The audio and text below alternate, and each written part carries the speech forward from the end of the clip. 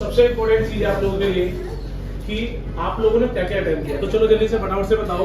सबसे पहले आपको रीजनिंग से पेपर दिया है। आप में से कितने लोग हैं जिन्होंने रीजनिंग से ही स्टार्ट किया है? 1 2 3 4 5 6 7 8 9 10 11 12 13 14 तो लगभग 15 लोगों ने सबसे पहले रीजनिंग स्टार्ट किया। चलिए, तो कितने लोग थे जिन्होंने मैथ्स को सबसे पहली बार स्टार्ट किया? मैथ्स सबसे पहले मैथमेटिक्स यूज की हो किसी ने? कोई नहीं। सबसे पहले इंग्लिश किसी ने की है? 1 2 3 4 5 6 7 8 9 10। और सबसे पहले आपका जीएस किसने टाइप किया है? 1 2 3 4 5 6 7 8 9। चलिए ध्यान से, सेकंड अटेम्प्ट जो किया है रीजनिंग, कितने लोग हैं जिन्होंने सेकंड अटेम्प्ट किया है? 1 2 3 4 5 6। चलिए, मैथ्स सेकंड में किसने अटेम्प्ट किया है? 1 2 3 4।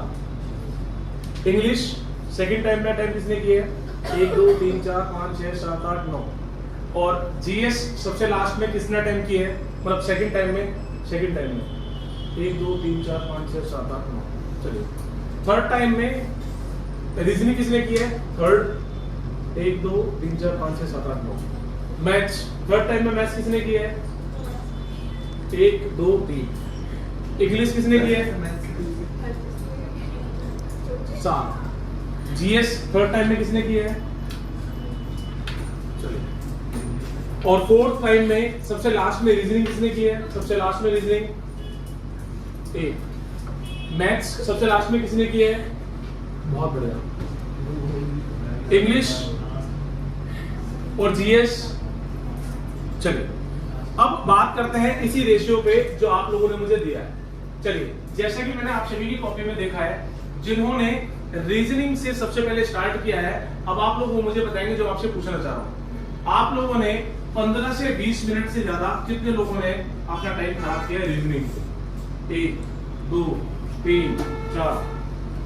चलिए, सबसे पहले रीजनिंग करने पे लगभग आपने 20 से 25 मिनट खराब करा, ठीक है। सेकंड, आप में से कितने लोग हैं जिन्होंने पूरे पेपर को ढंग से नहीं पढ़ा? बिकॉज आपने रीजनिंग पे या मैथ्स में टाइम ज्यादा खर्च कर दिया, जिसकी वजह से मेरा पेपर छूट रहा है। 1 2 3 4 5 6। शाबाश। कितने लोग हैं जिन्होंने जब जीएस को स्टार्ट किया तो उनके पास एक फ्रेम था कि मेरे सेफ आर्म्स कर लिए मैंने, अब मुझे आगे का प्रोविजन करना है। चलिए, आप ध्यान से समझते दोस्तों इन्हीं गलतियों का। जब मैंने आप लोगों की कॉपीज में आकर देखा था तो मुझे दिख रहा था कि आपने 22 25 मिनट आप लोगों ने खराब की रीजनिंग के पहले सेक्शन को अटेम्प्ट करने में, जिससे क्या हुआ, माइंड में बोधरेशन आया कि भाई अब मेरा आधे ज्यादा टाइम जा चुका है, अब मुझे क्या करना है। और उसी वजह से मुझे पूरा श्योर है कि आप लोगों ने नेगेटिव मार्किंग की तरफ ज्यादा गए। अब आप लोगों के साथ हम लोग क्या करेंगे, एक स्ट्रेटेजी शेयर करेंगे। बिकॉज अगर सोचिए हमारी स्ट्रेटेजी इतनी अच्छी नहीं है कि हम लोग 100 क्वेश्चन को भी ढंग से पढ़ पाए, इसका मतलब कहीं ना कहीं दिक्कत है। तो उस दिक्कत को सॉल्यूशन में हमें कन्वर्ट करना है, ताकि अभी तो आप लोगों का एक फिजिकल टेस्ट हुआ है नॉर्मल यहाँ पर पेन पेपर बेस पे, वहां पर आपका ऑनलाइन होगा, तो आपको सारे क्वेश्चन एक साथ देखने के लिए नहीं मिलेंगे। तो हमें क्या करना है ये आपको समझना है। तो सबसे पहले डियर क्या करना है हमें, ध्यान से देखिए। सबसे पहले आपको क्या करना है डियर, कि आपको जैसे ही आपका फॉर्मेट ओपन होता है ना, आपका चाहे ऑनलाइन टेस्ट है ऑफलाइन है, सबसे पहले डियर रीजनिंग को ही दिया जाता है। रीजन हम लोग बेशक मैं मानता हूं हम लोग बादशाह हैं, रीजनिंग हमें सबको आती है, पर डियर रीजनिंग में 3 से 4 क्वेश्चन ऐसे होते हैं जो लेंथी होते हैं और वो सबसे ज्यादा टाइम कंज्यूम कराते हैं, और वो बोधरेशन एग्जामिनर कराना चाहता है और वो गलती आप लोग करते हो रीजनिंग को टच करके। मैं ये नहीं कहता रीजनिंग नहीं करनी, पर थोड़ा सा टाइम दो। क्या करना है आपको, सबसे पहले जैसे वहां पर कॉलम ओपन आएगा, यहाँ पर एक कॉलम मिलेगा जीएस का, तो सबसे पहले आप लोग जीएस को ओपन कर लीजिए। तो जैसे आप लोग जीएस ओपन करोगे, आप लोग वहां पर क्वेश्चन पढ़ना शुरू करोगे। आपने पढ़ा है बैटल ऑफ बक्सर कब हुआ है, टिक करोगे, आगे चले जाओगे। आपने पढ़ा है कौन सा सुल्तान ने क्या एक्टिविटी की है, कौन सी नदी कहां से निकली है, कौन सी अर्थव्यवस्था का क्या केंद्र है, करंट अफेयर। आप लोग सिंगल लाइन में जब आप लोग उसको पढ़ोगे तो आपको पता होगा मैंने कितने क्वेश्चंस के आंसर करने हैं, कितने नहीं करने।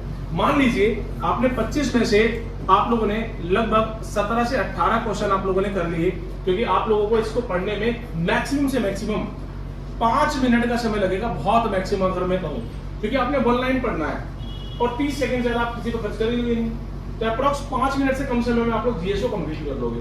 देयर आफ्टर आप लोग आ जाइए इंग्लिश वाले सेक्शन पर। इंग्लिश में 25 क्वेश्चन है। मैं मानता हूं हो सकता है कुछ लोग इंग्लिश स्ट्रॉन्ग है, कुछ लोग वीक है। आपने उसको पढ़ना शुरू किया, आप लोगों ने जो पढ़ा होगा सिनोनिम एंटोनिम पढ़े हैं, टिक किया, नहीं किया, छोड़ दिया। 1 वर्ड ठीक है, आप लोगों ने पढ़ा एरर फाइंडिंग। सभी क्वेश्चन ऐसे हैं जहां पर आप लोगों को इसको लाइन को पढ़ के ही समझना है, ठीक है। पर सबसे ज्यादा टाइम लगता है डियर कॉम्प्रिहेंशन। तो कॉम्प्रिहेंशन के लिए मैं कहता हूँ 5 मिनट आप एक्स्ट्रा ले लो।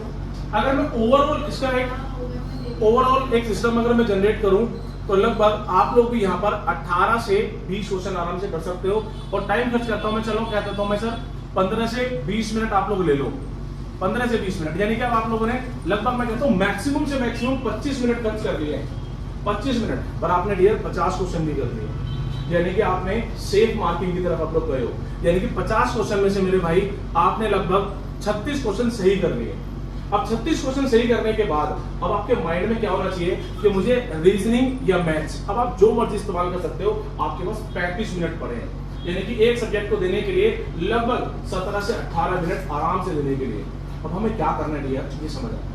जैसे आप लोग क्वेश्चन को ओवरथ्रो करोगे, क्वेश्चन दिख रहा है वन लाइनर है, सॉल्व कर लीजिए। पढ़ने से पता लग रहा है कि वो सीटिंग अरेंजमेंट है, डीआई है, बहुत लंबा क्वेश्चन है, मार्क एज रीड करके छोड़ दीजिए। तो जितना आप लोग इस क्वेश्चन को रीड करोगे अप्रोक्सीमेटली अब आपके मन में एक टारगेट चल रहा होगा कि मुझे सिलेक्शन के लिए कितने चाहिए। 70 क्वेश्चन माइंड में सेट करके चलो।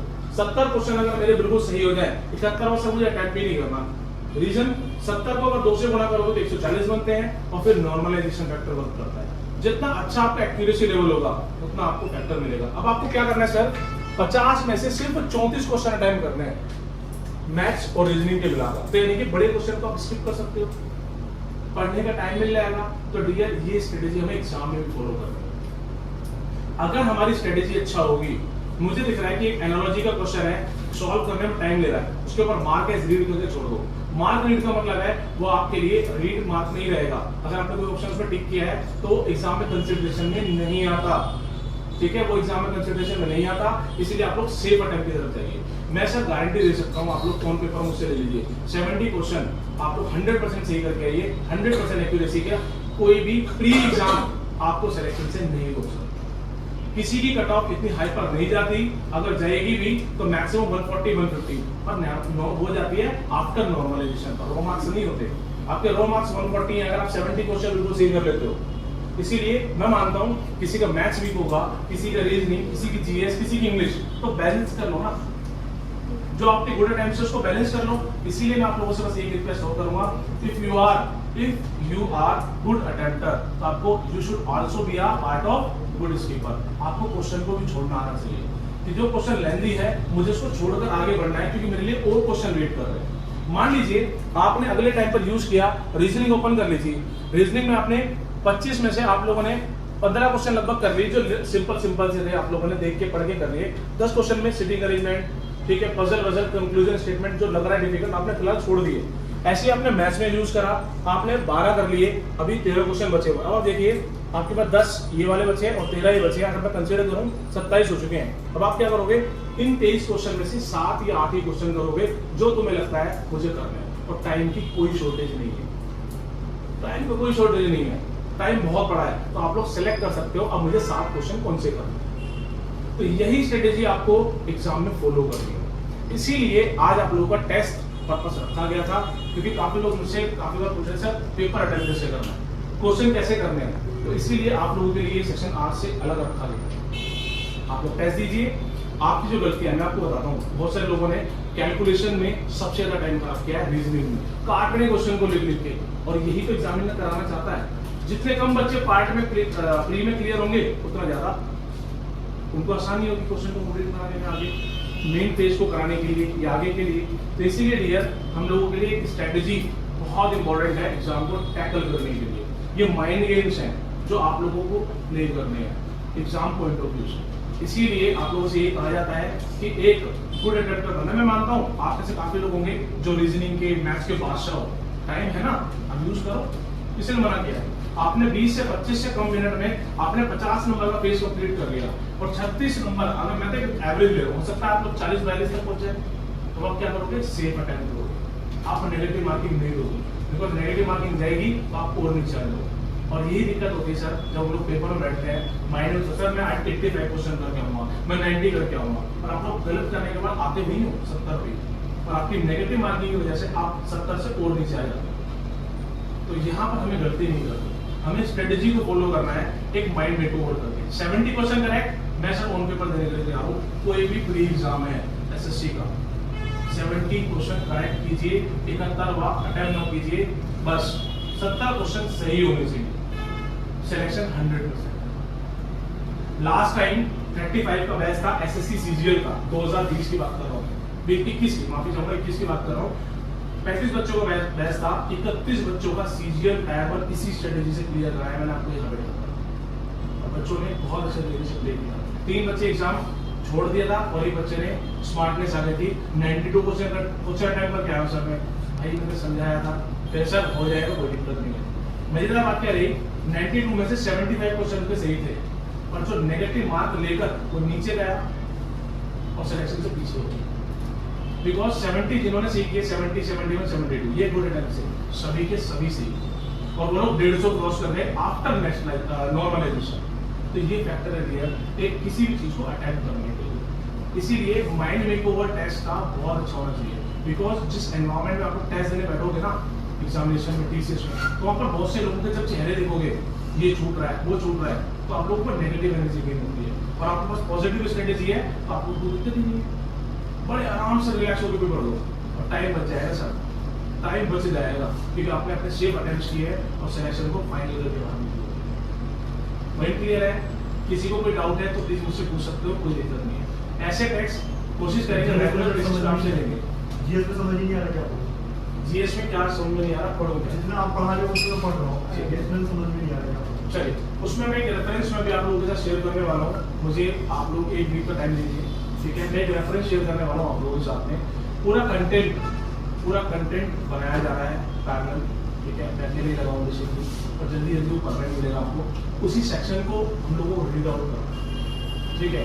और सोर्सेज भी उसके अंदर साथ दिए जाएंगे, अगर मुझसे नहीं होगा तो सोर्सेज दिए जाएंगे कि आप लोग यही हासिल कर सकते हो, जैसे करंट अफेयर्स सबसे बड़ा चैलेंज, कभी कहीं से पूछ लेते हैं तो कभी कहीं से, तो उसका रेफरेंस भी बनाया जा रहा है। और एक चीज और रहेगी, इस चीज में मैं प्रॉमिस करूंगा आप लोगों के साथ में कि जैसे दिल्ली पुलिस के सेशन कंप्लीट होगा, आप लोगों के साथ में एक अलग सी स्ट्रेटेजी रखी जाएगी कि पर्टिकुलर टॉपिक को हम लोग क्या करेंगे, एक पूरे का पूरा कंटेंट के साथ और नीचे कुछ क्वेश्चन, टॉपिक क्वेश्चन, जैसे इस बार हमने लाइव में आप लोगों के लिए उसके आर्टिकल्स और अमेंडमेंट रखे थे, तो इसी प्रकार से जो इंपॉर्टेंट टॉपिक्स है करंट अफेयर के, उनका पूरा ऊपर हिस्ट्री, ठीक है, आज के साथ में कनेक्टिविटी और नीचे कुछ क्वेश्चन उसको प्रैक्टिस करनी, ताकि वो सिनेरियो भी आपको हासिल हो।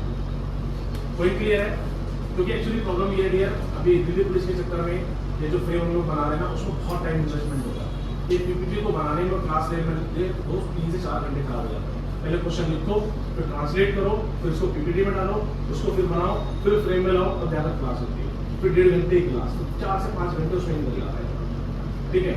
तो टेंशन ना लो, ये फेज कंप्लीट होने के बाद फिर इसको कवर करो। और कोई डाउट भाई किसी का? और कोई डाउट किसी का? तो ये स्ट्रेटेजी आप लोगों को नेक्स्ट टेस्ट में, या आप लोग जो ऑनलाइन टेस्ट देते हो किसी भी सीरीज पर आप लोग दीजिए, और फिर आउटपुट रिजल्ट मेरे से शेयर कीजिए, स्क्रीनशॉट लीजिए, मेरे पास भेजिए, सर मेरी यहाँ पर लैपिंग आ रही है, अब क्या करना है। और दूसरा इंपॉर्टेंट चीज, जो टेस्ट आप लोगों ने अभी कंप्लीट किया है, जो स्ट्रेटेजी आप लोगों ने अपने क्वेश्चंस में लगाई है, जहां पर गलती हुई है, उसी क्वेश्चन को पर्टिकुलर सब्जेक्ट के टीचर से पूछे, सर मैंने ये स्ट्रेटेजी लगाई है, अब मुझे इसमें इंप्लीमेंट क्या करना है ताकि कम टाइम लगे, क्योंकि आपसे मैंने जब किया है तो आपको पता है कि इस क्वेश्चन में कहाँ टाइम ज्यादा खर्च हुआ है, तो टीचर के साथ बैठिए, उनसे पूछिए कि सर ये वाली मैंने मैथ्स में ट्रिक लगाई थी, ये सॉल्व नहीं हुआ, क्यों नहीं हुआ, ये इसमें टाइम ज्यादा लगा है, तो उसकी शॉर्ट ट्रिक क्या हो सकती है, क्योंकि हमें यही तो टाइम बचाना है एग्जाम के लिए। पॉइंट क्लियर है? तो जितने भी पर्टिकुलर सब्जेक्ट्स हैं आप उनके साथ बैठिए, इसको शॉर्ट आउट कीजिए, ठीक है? अच्छे से कीजिए, बाकी को कोई रेफरेंस होगी तो उसके लिए हमें आप लोगों को लिख सकते हैं, ठीक है? चलिए, थैंक यू सो मच, इतना ही मुझे आप लोगों के साथ शेयर करना था।